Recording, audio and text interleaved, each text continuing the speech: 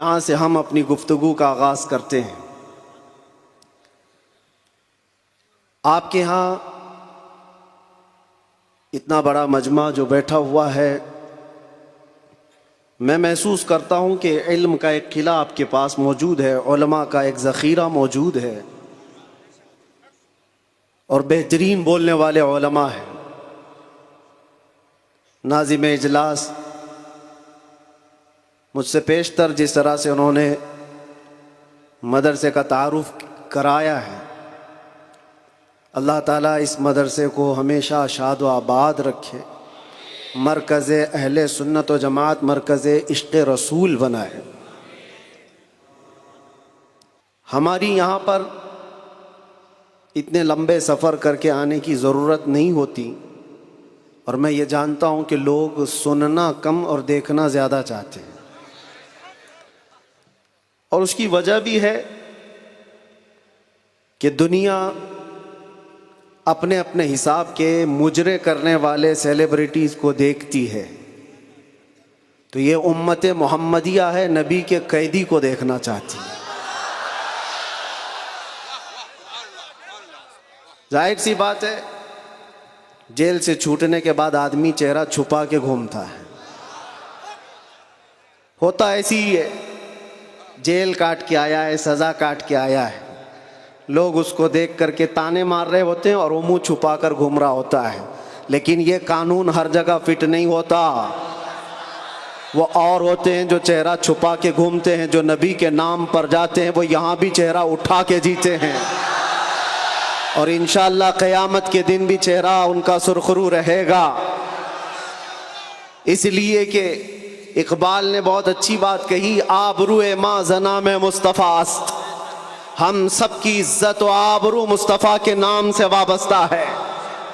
اور اللہ کریم قرآن عظیم میں ارشاد فرماتا ہے، وَلِلَّهِ الْعِزَّةُ وَلِرَسُولِهِ وَلِلْمُؤْمِنِينَ، عزت اللہ کی ہے، رسول کی ہے، اور مومنین کے لیے ہے۔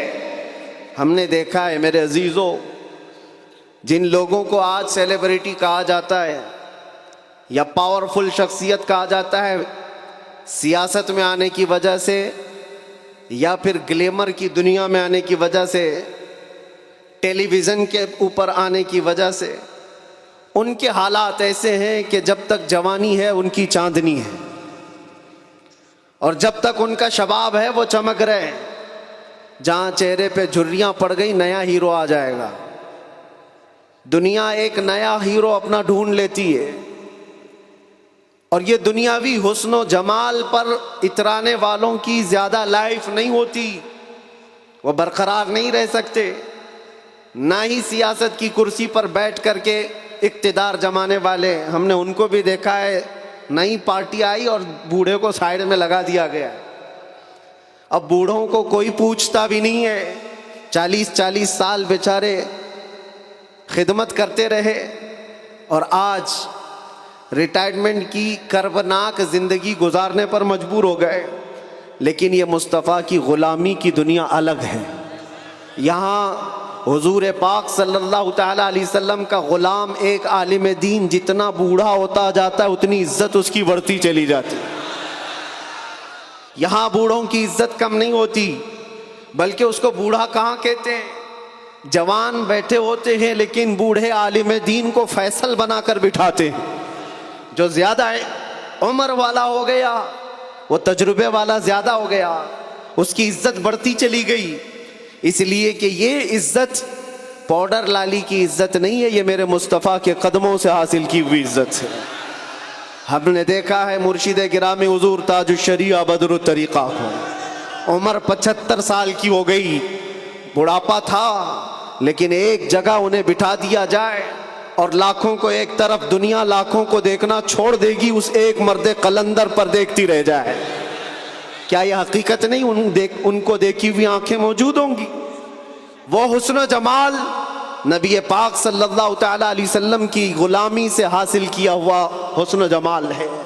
اسی لیے میرے عزیزو یاد رکھو، اسی بات پر میں کہتا ہوں، آبرو ما زنا میں مصطفیٰ است، ہم سب کی عزت و آبرو مصطفیٰ کے نام سے ہے۔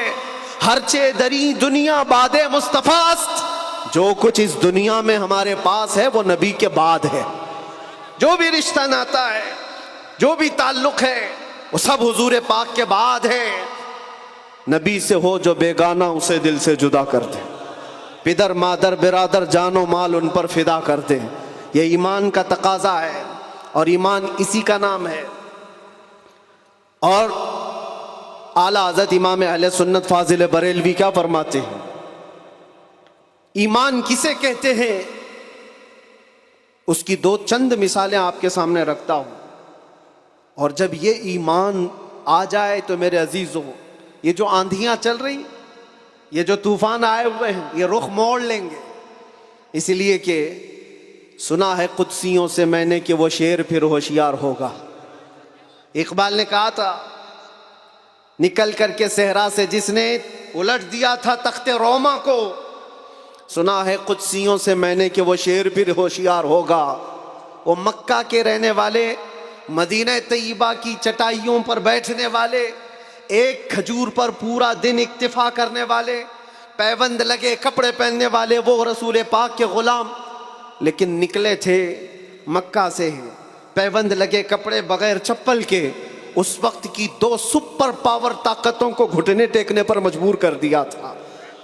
تخت روما کو الٹ دیا تھا، رومن ایمپائر، اور پرشین ایمپائر جن کو قیصر و کسریٰ کہا جاتا ہے، دونوں کو جھکنے پر مجبور کر دیا تھا. تاریخ کی یہ سچائیاں بتاتی ہیں. کون لوگ تھے وہ؟ خالد بن ولید، سیف اللہ المسلول، 4 لاکھ صلیبیوں کے سامنے مقابلے کے لیے کھڑے تھے.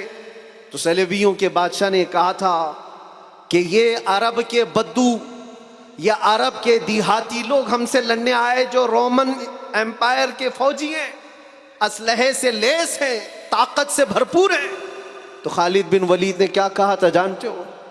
آپ نے کہا تھا، رومیو، جس طرح تمہارے فوجی شراب پسند کرتے ہیں، ہم وہ فوج لے کر کے آئے ہیں، تمہاری شراب سے زیادہ ہم شہادت پسند کرتے ہیں. یہ وہ لوگ ہیں جو شہادت کے لیے جیتے ہیں. عزیزان گرامی وقار، وہ ایمان کامل جب آ جائے تو پھر یہ طوفان اور یہ آندھیاں اپنا رخ موڑ لیں گی. آج وجہ یہی ہے، ان سے پھرے جہاں پھرا پھرائی کمی وقار میں. ان کے جو ہم غلام تھے، خلق کے پیشوا رہے. حضور پاک صلی اللہ تعالی علیہ وسلم کی غلامی سے جہاں کہیں تم منہ پھیرو گے، تھوڑا سا بھی ہٹو گے، عزت نکال لی جائے گی، عزت ختم کر دی جائے گی. تمہیں جو مرتبہ ملا ہے وہ خیر امت ہونے کا، وہ حضور کی غلامی کی وجہ سے ملا ہے. عمر ابن خطاب رضی اللہ تعالیٰ عنہ 36 لاکھ اسکوائر کلومیٹر پر حکومت کرتے تھے. تب آپ نے یہ نہیں کہا خطاب کا بیٹا عمر اتنے بڑے خطے پر نگران حکومت کر رہا ہے، بلکہ آپ نے کہا تھا ہمیں آج جو عزت ملی ہے وہ حضور کی غلامی کی وجہ سے ملی. وہ فخر یہ کرتے تھے. خالد بن ولید 125 جنگوں میں گئے، ہر جگہ فتح یابی، ہر جگہ فتح. کبھی خالد بن ولید نے یہ نہیں کہا میرے بازوؤں میں وہ طاقت ہے کہ میں ہر پہلوان کو زیر کر دیتا ہوں، جس جنگ میں جاتا ہوں فتح کے جھنڈے گاڑ دیتا ہوں. نہیں، خالد بن ولید کا ایمان تو یہ تھا کہ ان کے سر پر ایک ٹوپی تھی جس میں حضور کے 3 موئے مبارکہ تھے. وہ فتح کا صحرا انہی موئے مبارک کو دیتے اور کہتے یہ نسبت میرے ساتھ ہے، اس لیے اللہ مجھے ہر جگہ فتح عطا کرتا ہے. انہیں جو عزتیں ملی تھی دنیا میں، جو اقتدار ملا تھا، وہ حضور کی غلامی کی بنیاد پر. اور آج ہمارے پاس جو عزت ہے وہ حضور کی غلامی کی وجہ سے. نبی پاک صلی اللہ تعالی علیہ وسلم کی بات کرتے رہو. ایک جملہ میں اکثر کہا کرتا ہوں، ان کی بات کرو ہر دل پہ راج کرو. ان کی بات کرو ہر دل پہ راج کرو.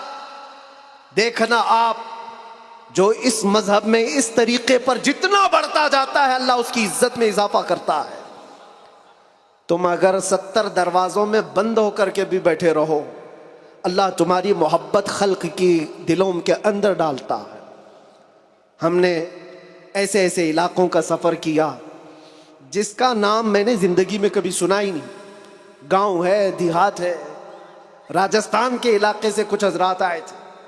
نہایت غریب علاقے کے لوگ، اور مجھ سے بعد رمضان آ کر ایک مفتی صاحب تھے، اس کے نمائندے تھے، انہوں نے کہا ہمارے قافلے میں یا جس جگہ سے میں نمائندہ بن کر کے آیا ہوں وہاں کے لوگوں میں غریب لوگ ہیں، 3 مہینے تک انہوں نے صرف آپ کے لیے روزے رکھے، مطلب اللہ رب العزت کے لیے،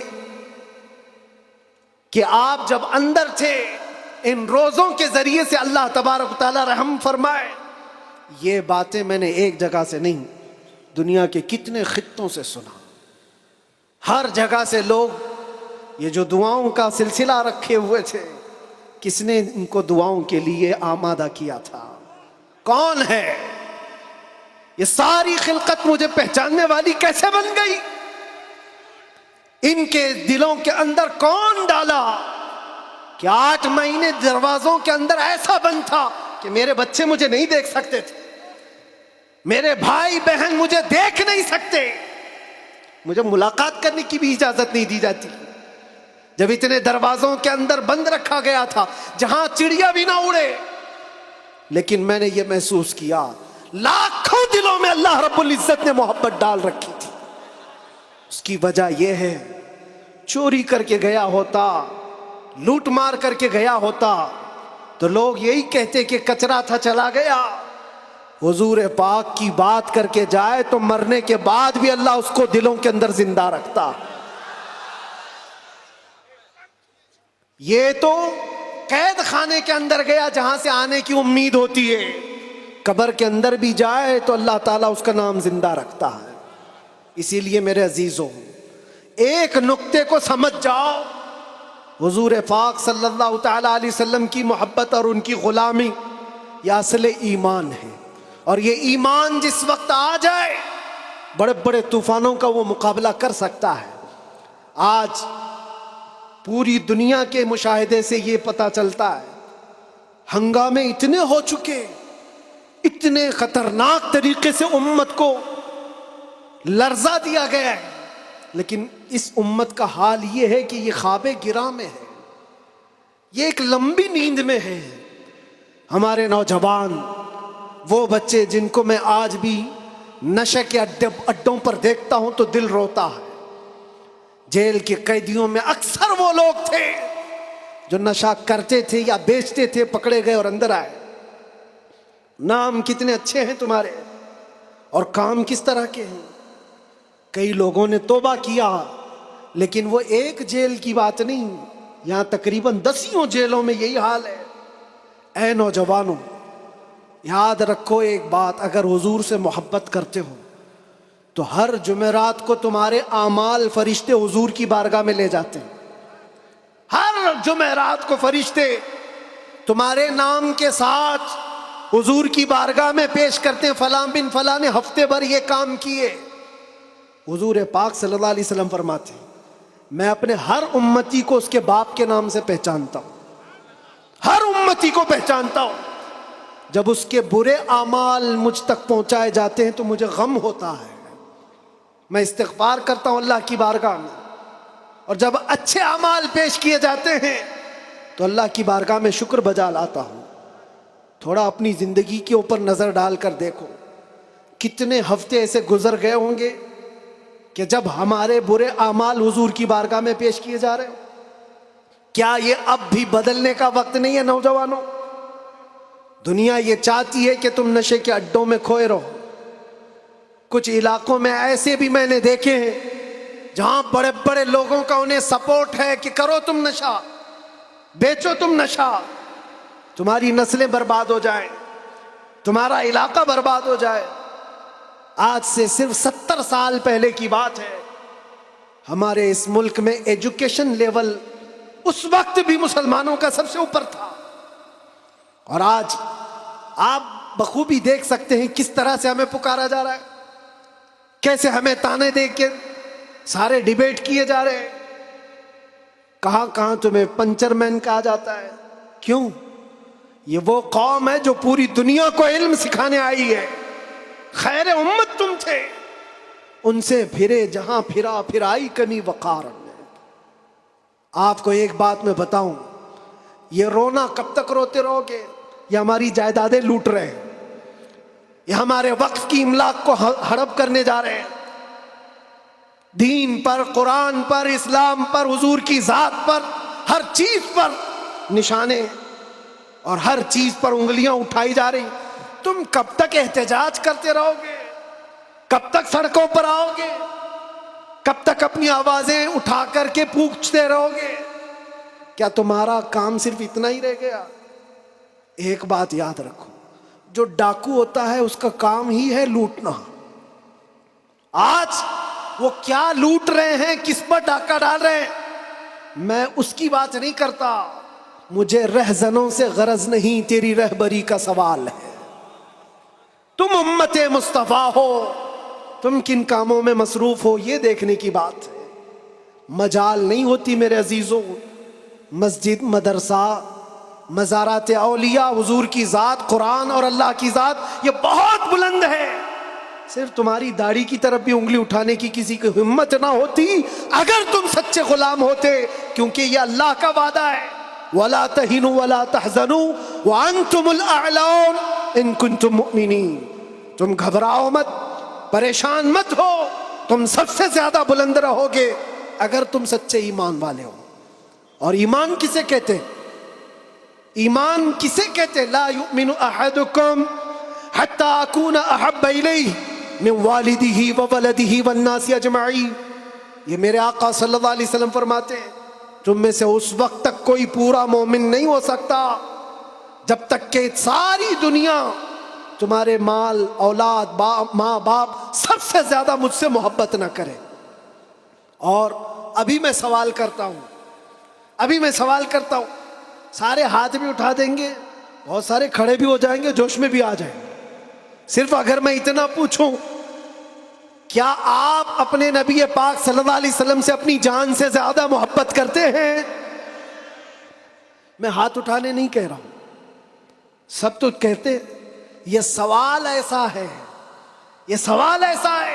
حضرت ابوبکر شبلی کہتے اسی سوال سے میں ڈرتا ہوں ہمیشہ کہ اگر کوئی پوچھ لے مجھ سے کیا تو حضور پاک صلی اللہ علیہ وسلم سے اپنی جان سے زیادہ محبت کرتا ہے، اس سوال سے تو میں ڈرتا ہوں. پوچھا گیا کیوں؟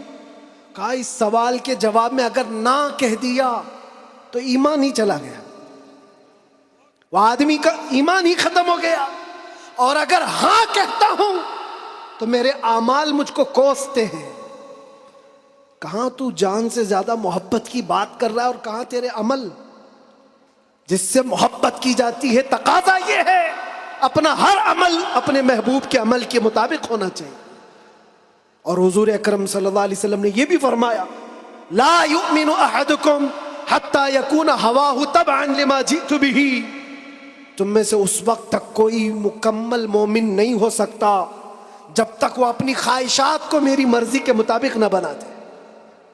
تمہاری اپنی خواہشات جو تم کہتے ہو نا یہ ہماری لائف ہے، ہمیں انجوائے کرنے دو، ہماری لائف ہے ہمیں جینے دو. کسی جوان کو پکڑ کر کے کہو مولانا صاحب ابھی تو ہماری 20-25 سال کی عمر ہے، جینے دو، عیش کرنے دو.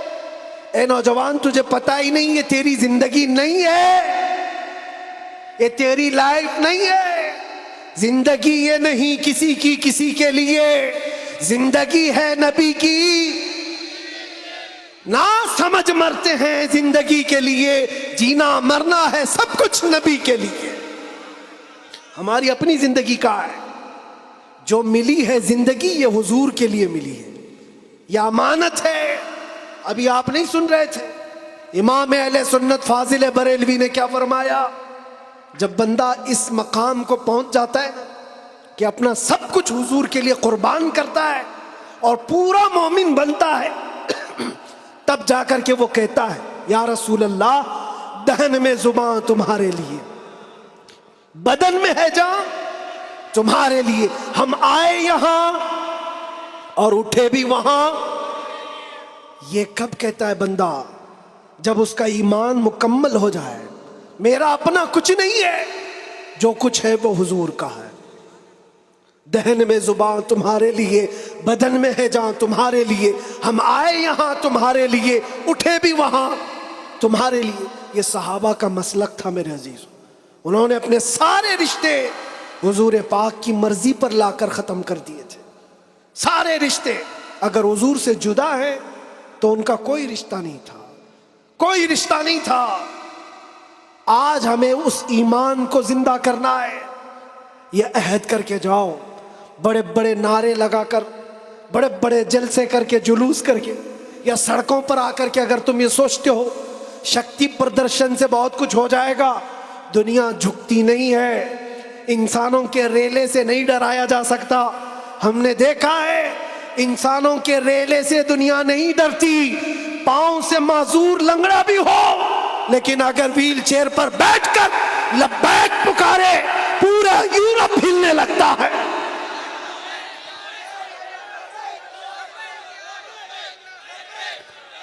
دنیا یہ سیلاب سے نہیں ڈر رہی.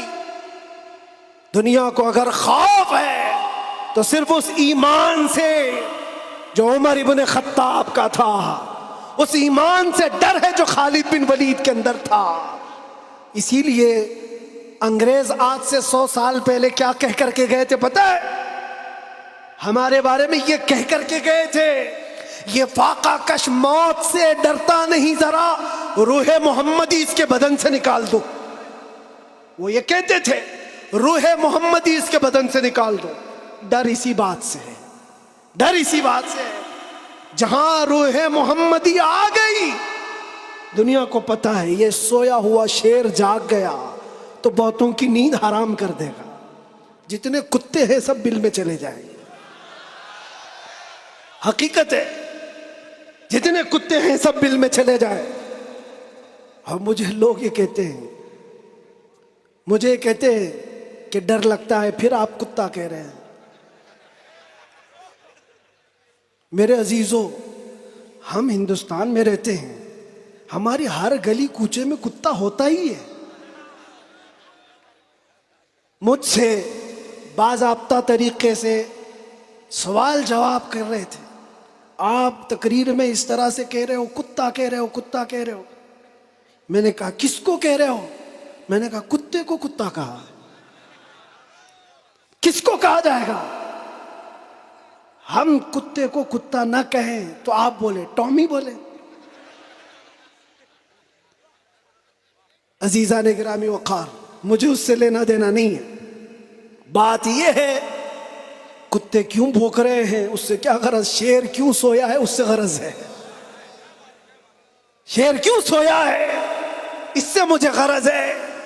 نبی پاک صلی اللہ تعالی علیہ وسلم کی امت بزدل تو نہیں ہو سکتی, بزدل نہیں ہو سکتی. ہم کفن بردوش ہیں. ہم دنیا میں آئے اللہ اکبر سن کر کے آئے, اور جائیں گے تو اللہ اکبر سن کر جائیں گے. ہے یا نہیں؟ پیدا ہوئے تھے تو کانوں میں کیا سن گے؟ کسی مولوی صاحب نے اذان دی تھی کہ نہیں دی تھی؟ اللہ اکبر کہا تھا کہ نہیں کہا تھا؟ ارے جس دن پیدا ہوئے تھے اسی دن کہا تھا. کیوں کہا تھا؟ یہ تجھے پتا چلے اللہ اکبر کا مطلب اللہ سب سے بڑا ہے, باقی کوئی بڑا نہیں ہے. دوسرے سے ڈرنے کی ضرورت نہیں, اللہ سب سے بڑا ہے. اور جب مرو گے تو امام صاحب جنازے پہ کھڑے ہو کر کے کیا کہیں گے؟ نماز کے لیے رکعت باندھیں گے کہ نہیں؟ اللہ اکبر. جاتے ہوئے بھی ہمارا یہ قانون ہے کہ وہ اللہ کو سب سے بڑا مان کر کے جا رہا ہے. تو پھر یہ بیچ کی زندگی میں ایرے غیرے نتھو کھیرے سے ڈر کیوں؟ زیادہ سے زیادہ یہاں یہ ہوگا جو ہمارے ساتھ ہوا ہے. میاں یہ تو چند دنوں کی بات تھی. صحابہ اکرام میں وہ لوگ ہیں جو 16 سال تک قید کی سزائیں کاٹے ہیں. حضور پاک صلی اللہ علیہ وسلم کے زمانے میں 16 سال تک قید رکھا گیا. وہ بھی آج مثالیں بہت ہیں, موجود ہیں. آزمائش کا دور, اگر اللہ نے ہماری زندگی میں یہ لکھا ہے تو وہ قبول کرو. اور یہاں آئے ہیں مرنے کے لیے, موت تو آنی ہے سب کی, لیکن ایک مومن موت سے ڈرتا نہیں. کیوں؟ موت اس کے لیے حادثہ ہے جس کا یہ سوچنا ہے کہ مرنے کے بعد جلنا ہے، مرنے کے بعد پھر پتہ نہیں کس شکل میں پیدا ہونا ہے، کتا پیدا ہونا ہے، بلی پیدا ہونا ہے، چوہا پیدا ہونا ہے، سانپ پیدا ہونا ہے، ڈر ہے۔ مومن موت سے ڈرتا نہیں، اس لیے کہ مومن کا یہ عقیدہ ادھر آنکھ بند ہوگی ادھر دیدار مصطفیٰ ہوگا، اور قبر میں بھی جائے تو کیا خوب کہا ہے ایک عاشق رسول نے، کیا خوب کہا ہے، جب منکر نکیر آ کر اسے اٹھائیں گے سوال جواب دینے کے لیے، تو عاشق مصطفیٰ جو قبر میں گیا وہ کیا کہتا ہے؟ اب تو پائے ناز سے اے فرشتوں کیوں اٹھوں، ارے مر کے پہنچا ہوں یہاں اس دل ربا کے واسطے، جس کے لیے مرا تھا وہ بھی تو وہاں ہوں گے۔ بس میرے عزیزوں، گفتگو کو سمیٹتے ہوئے میں صرف اتنی بات کہوں گا، ان کے جو ہم غلام تھے، خلق کے پیشوا رہے، ان سے پھرے، جہاں پھرائی کمی وقار میں، تمہیں اللہ قرآن میں فرماتا ہے تم باعزت رہو گے، بلند رہو گے، کامیاب رہو گے، شرط یہ ہے کہ ہمیشہ ایمان کے ساتھ رہو، ایمان کے ساتھ رہو۔ اور ایمان کون سا ہے؟ مسجد میں تم سچے ہو گئے، بازار میں جھوٹے ہو گئے، یہ ایمان کا تقاضا نہیں ہے۔ تم تجارت پر بیٹھے ہو، لوگوں کو دھوکہ دے رہے ہو یا پھر چیٹنگ کر رہے ہو، یہ ایمان کا تقاضا نہیں۔ ایک صحابی رسول ہیں حضرت نعمان، ایک ملک گئے، وہ بادشاہ عیسائی تھا، جب اسے خبر ملی کہ عرب کے محمد صلی اللہ علیہ وسلم کا ایک سفیر آیا ہوا ہے، ایمبیسیڈر آیا ہے، تو اس بادشاہ نے ریشم کا قالین بچھایا اور سونے کی کلائی کی ہوئی کرسی رکھا ان کے استقبال کے لیے۔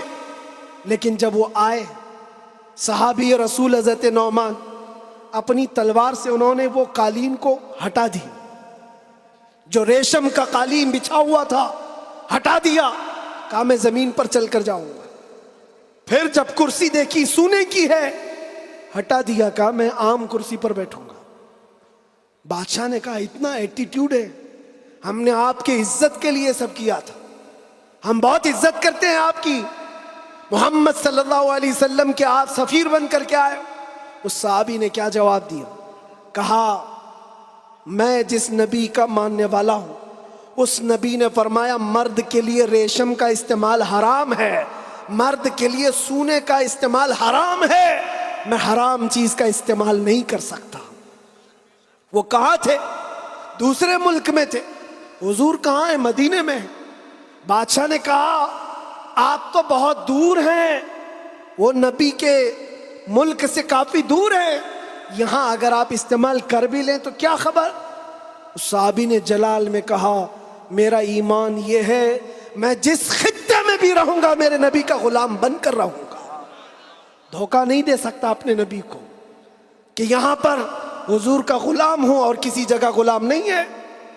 آپ سب کی بھی زندگی ایسی ہو کہ دنیا تمہیں کسی بھی جگہ دیکھے تو پہچان لے کہ حضور کا غلام ہے، سچ بولتا ہے، دھوکہ نہیں دیتا، جھوٹ نہیں بولتا۔ یہ تمہاری خصلتیں ہونی چاہیے، تمہاری عادتیں ہونی چاہیے۔ آج اگر کوئی یہ پوچھے نشہ کہاں ملتا ہے تو تمہارے محلے کی طرف کوئی اشارہ نہ کرے، کوئی تمہارے محلے کی طرف نہ آئے۔ سب کی یہ ذمہ داری ہے، ہر نوجوان کی، کہ جانتے ہو حضور فرماتے ہیں تمہارے تلوے میں کانٹا بھی چبھے تو اس کے درد کا مجھے احساس ہوتا ہے، وہ نبی۔ اور تم اگر نشہ کر کر کے اپنے آپ کو تباہ کر لو گے، اپنے آپ کو برباد کر لو گے، تو اس رسول کو بھی آپ ٹھیس پہنچا رہے ہو، حضور پاک صلی اللہ تعالی علیہ وسلم کو تکلیف پہنچا رہے ہو۔ بدلو اپنی اس زندگی کو، اور میرا میسج یہی ہے، اٹھو وہ گر نہ حشر نہ ہوگا پھر کبھی، دوڑو کے زمانہ چھال اپنی چل گیا، قوت عشق سے ہر پست کو بالا کر دو، دہر میں نام محمد سے اجالا کر دو، دہر میں نام محمد سے اجالا کر دو۔ اور یہ جو رونا ہے ہمارا، یہ سارے مسئلوں کا حل کیا ہوگا، ہمارا فیوچر کیا ہوگا، ہمارا مستقبل کیا ہوگا؟ ارے اللہ کریم قرآن میں فرمایا ہے، جس سے میں اپنی گفتگو کا آغاز کیا تھا، پھونکوں سے یہ چراغ بجھایا نہ جائے گا، یہ دین اسلام تمہارے اور ہمارے باپ سے چلایا نہیں جائے گا، یہ اللہ کریم کا نظام ہے۔ چنگیز بھی آئے، ہلاکو بھی آئے، بڑے بڑے آئے، سڑے سڑے آئے، اس درخت کو ہلانے کی کوشش کرتے رہے، اور نام و نمود بھی ختم، نام و نمائش بھی ختم، سب چلے گئے، باقی مگر اب تک نام و نشاں ہمارا۔ یونان و مصر و روما سب مٹ گئے جہاں سے، باقی مگر ہے اب تک نام و نشاں ہمارا۔ اقبال نے یہ سچ کہا تھا، توحید کی امانت سینوں میں ہے ہمارے، آسان نہیں مٹانا نام و نشاں ہمارا۔ اس بات کو یاد رکھو، تمہارے مٹ جانے سے، میرے قتل ہو جانے سے اسلام نہیں مٹتا، اسلام ختم نہیں ہوتا۔ اندھے لوگ اگر یہ سوچ کر کے بم برسا رہے ہوں، قتل عام کر رہے ہوں، تو انہیں کان کھول کر سوچ لینا چاہیے، کربلا کی دھرتی پر امام حسین کے پورے خاندان کو قتل کر دیا گیا، اس وقت جب اسلام نہیں رکا تھا، تو اس سیلاب سے کبھی اسلام نہیں رکنے والا۔ یہ صبح قیامت تک چمکتا دمکتا رہے گا۔ اللہ فرماتا ہے وَلَوْ كَرِهَ الْكَافِرُونَ، اگرچہ کافروں کو اچھا نہ لگے، اللہ تعالیٰ اس دین کو غالب رکھے گا۔ آپ بدلو اپنی زندگی کو، سچے مسلمان بنو، سچے اسلام کی پیروی کرو، تاکہ دنیا کو آج جو یہ پروپیگنڈا پھیلا کر کے سمجھایا جا رہا ہے، اس پروپیگنڈے کو بدل کر کے دکھاؤ کہ نہیں، جھوٹ ہماری خصلت نہیں ہے، بددیانتی ہماری عادت نہیں ہے، بلاتکاری ہم میں سے نہیں ہو سکتے، چور چمار ڈاکو نشہ خوری یہ ہم میں نہیں ہو سکتی۔ یہ ساری خصلتوں کو اپنے معاشرے سے دور کر کے پھر ثابت کر کے بتاؤ کہ حضور پاک کا غلام جدھر سے گزرتا ہے خوشبوئیں پھیلا کر جاتا ہے۔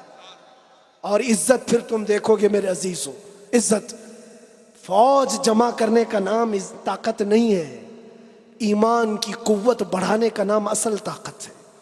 یہ طاقت واپس آ جائے انشاءاللہ العزیز۔ ایک جملہ کہتا ہوں، سنو، کان کھول کر سنو، بہت اچھی بات ہے، یہ میری پوری تقریر کا خلاصہ، لب لباب حاصل کلام۔ کیا کیا چیزیں تمہیں چاہیے، کیا کیا چیزیں چاہیے؟ تخت چاہیے، سیاست چاہیے، قیادت چاہیے، حکومت چاہیے، ایجوکیشن میں مہارت چاہیے، بڑی کامیابی چاہیے، کیا کیا چاہیے؟ زمین چاہیے، جائیداد چاہیے، اوپر تک اڑنا آنا چاہیے، کیا کیا چاہیے؟ سب جمع کر لو، ایک ہی چیز ہے، ایک ہی چیز ہے کہ محمد سے وفا تو نے تو ہم تیرے ہیں۔ یہ جہاں چیز ہے کیا؟ لوح و قلم تیرے ہیں، لوح و قلم تیرے ہیں۔ اور آج ہم نے محسوس کیا ہے، مجھے کون پہچانتا تھا، میں کس خاندان سے ہوں، یہ میٹر نہیں کرتا، میں اپنے باپ کے نام سے، اپنے خاندان کے نام سے، یا کوئی سیاسی عہدہ رکھنے کی وجہ سے نہیں پہچانا جاتا، بلکہ اگر پہچانا جاتا ہوں تو صرف اس بنیاد پر جب تک بکے نہ تھے تو کوئی پوچھتا نہ تھا، یا رسول اللہ تم نے خرید کر ہمیں انمول کر دیا، لبیک یا رسول اللہ۔